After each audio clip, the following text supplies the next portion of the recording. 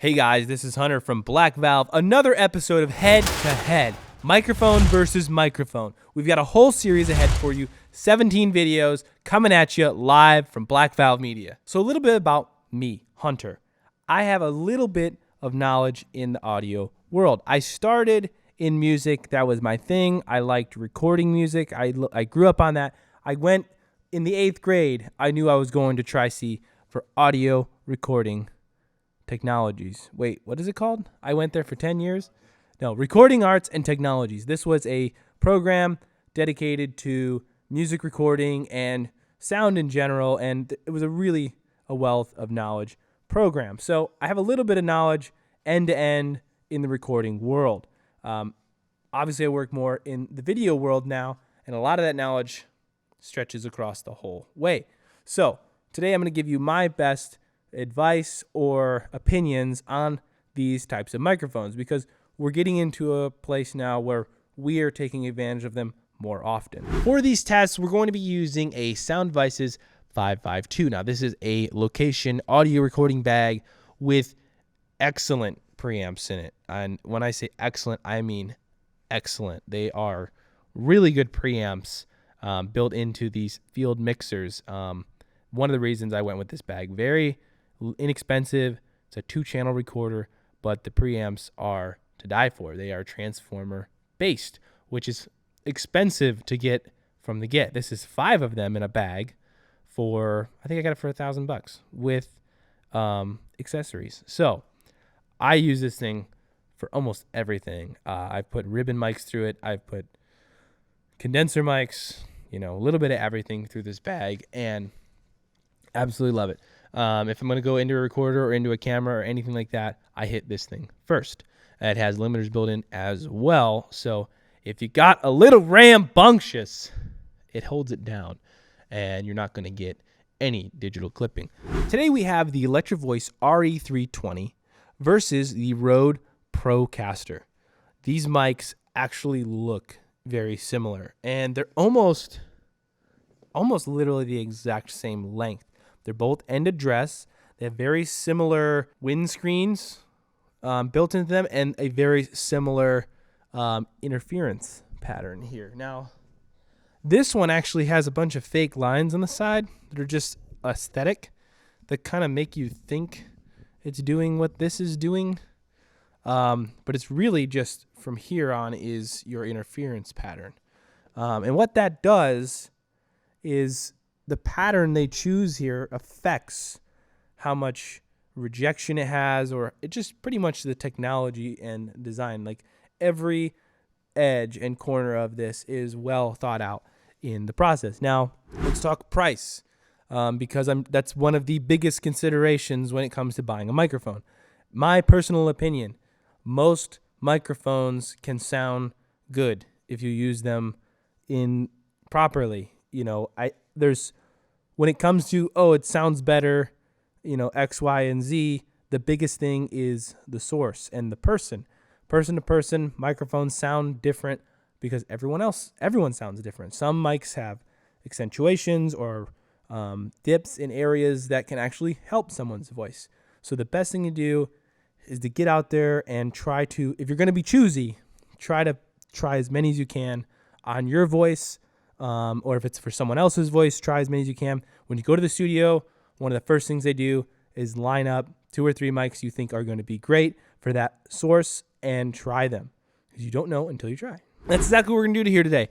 We're going to try both these microphones. And as the video's been going, you've been hearing my voice through one or the other or both. I don't know. We're going to figure out how we process that in post. So this right here is the Rode Procaster.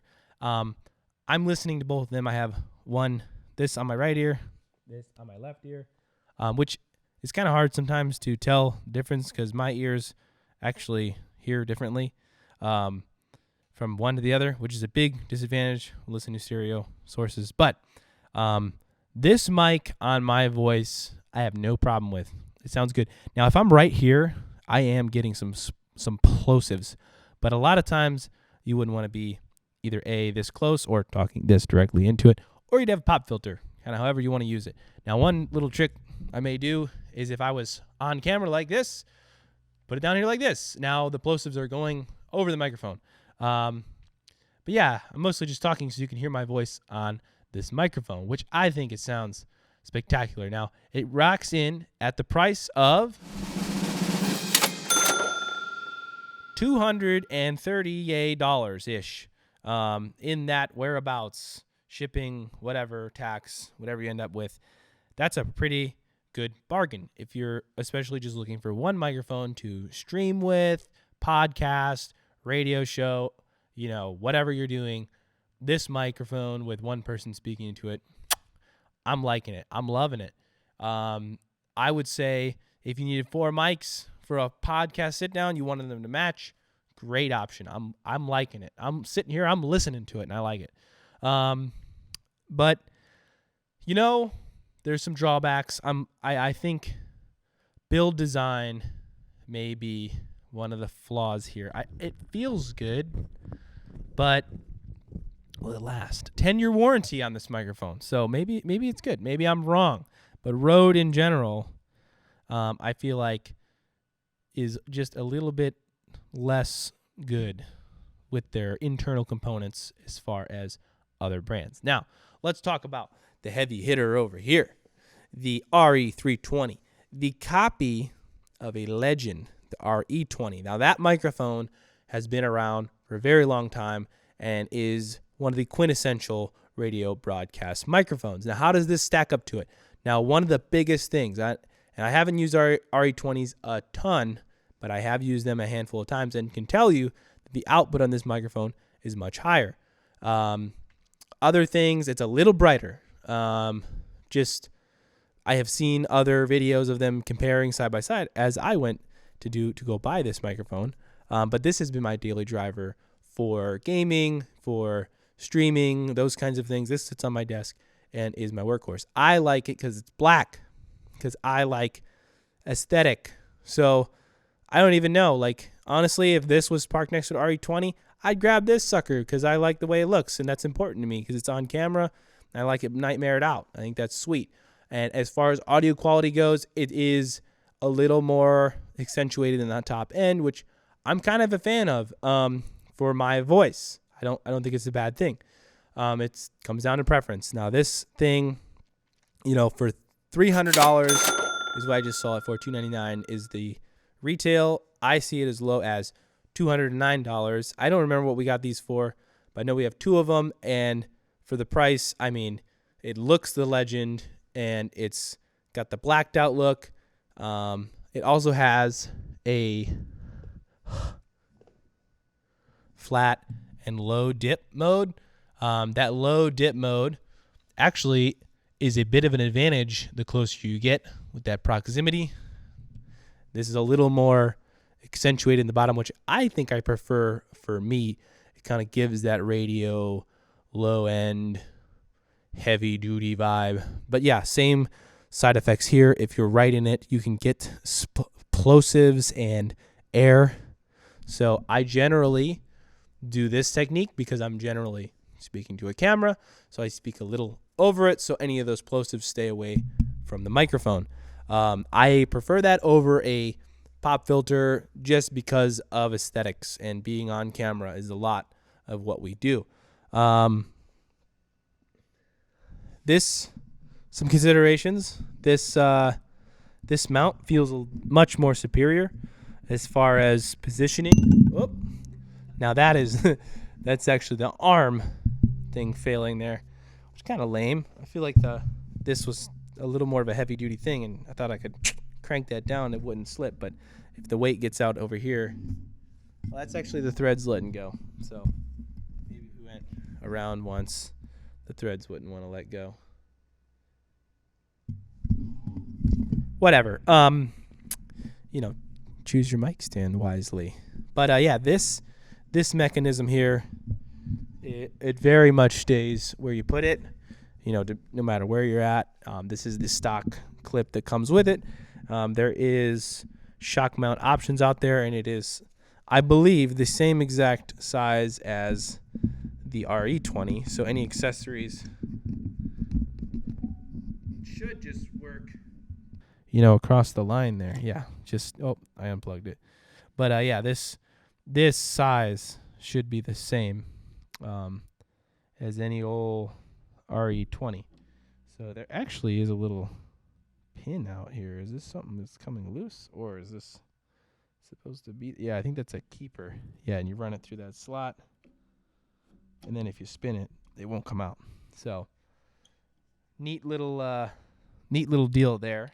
Just a threaded end here, so you could get a variety of shock mount options there. The included mount, not bad. Same deal. You would loosen this guy, tighten him. He's not going anywhere. So pretty slick. But, there's an advantage to the RE320 stock mount, as you don't have to tighten or loosen a bolt to reposition. And a big disadvantage there is if you have guests or, folks who may not have the best mic etiquette, they won't know to loosen this first before repositioning. And over time, just forcing that is going to wear out that point and cause a failure in that clip eventually. Whereas this one is designed to be repositioned. It's so funny that it flips every time I do that. But this one you can reposition just by force. That's a huge plus. And, these are the stock mounting options. Just kind of get what you get. This is the RE320. This is the test of my voice. Now, this is the Rode Procaster, giving kind of just an excited, voiceover kind of to the camera, explainer, let's say, type of video where I'm explaining how the microphones sound. And, I'm just going to talk into it for a little bit and just give you an idea of what it sounds like, and I'm using kind of the same technique here. And I may just tilt him up a little more so he's looking right at me. That sounds a bit better. And, I'm still going to talk over it because that's just what I do. It's how I use the mic. So it's a challenge you face yourself now, sitting in your chair, on your phone, whatever you're doing, watching this, listening. Please listen on some good headphones or some speakers that you like or that you know well. That's important. And make the decision for yourself, And when it comes to price, these are very close. If you're really strapped, then $200, winner right here. But $300-ish, like I said, I've seen them for less. I have no problem buying used on either of these items. I think they are going to live up to time. So 10-year warranty on the Rode microphone. I don't know if there's a warranty on this. I never looked. But you know what? I don't expect it going out anytime soon. All right, Evan's behind the camera. He's been listening the whole time. I just want to give you his feedback. Obviously, we're liking the 320 a little more. But when I started with the Rode, there was nothing jumping out at either of us about it being a bad sounding microphone. Nothing about it is bad. It is different. It is not as, I think, present or bright as the 320, which could be a bad thing for your scenario. We're in a pretty open room here. It's pretty quiet at this hour. And, both of them perform well. They're very directional. It's pretty much just me in this microphone as far as I can hear. And, I think Evan made a good point that, when they're right next to each other, you can really tell the difference. But if you start with one, and if you had time and then heard the other one, you probably would have a hard time remembering which one was actually better. But when you can go back and forth, you can get a pretty good idea as to which one you like more. So that's the challenge and what I wanted to show you today between these two microphones, because they're kind of close in price. And, if you're leaning one way or the other, I hope this can help educate your decision. All right, let me give you a little bit different of a voice. Our good friend Kalim is here in the flesh, and he's going to give you a synopsis of his first day of school on each microphone. This microphone, he's going to tell you about his first day of high school, and this microphone, he's going to tell you about his first day in preschool. Me and my best friend, we had like this the superhero thing going on. We both went to Spencer's. What was a Hot Topic? One or the other. I had a Superman belt. He had a Batman belt. And I had Spider-Man in my head. No. So the first day of college was like the first day of high school 2.0, because it was a lot of people that I've already known, and that they just went to the city, you know, college or whatever, and then we were all like, oh, you're here, you're here, you're here, we made it. So listening to Kalim's voice brings up a really good point about both of these microphones, and that is the frequency response chart. Now, I'm not one of those guys who looks at the data sheets and goes buck wild trying to read every individual spec. I like to get my hands on it. I like to listen to it. I like to make a decision with my ears. But one thing I noticed and made me curious was the lack of low end on the Procaster. Now, this can be a good thing in many situations. A lot of anything past, the sheet says somewhere in the 60 hertz range, it's just down to the floor, which is something I generally do in post anyway, with a little bump just after 100, but a pretty steep cutoff after 100 down, just going cutting everything on the low end. Whereas the 320 has a response all the way down to 20, maybe 32. What's it say here? 50 to 100. You're getting that bumpy bump, but it's starting to just slowly head down. Not quite this steep that the Procaster has going on. So that is very much apparent when listening to Kalim's speech he gave, going from one to the other. There's just a lot more low-end richness that the 320 has to offer over this. Now, there is some low end there, and it's doing its thing. But this, it really gives you that, this also has a, 5K kind of punch. And that is very helpful for balancing this microphone for a voice.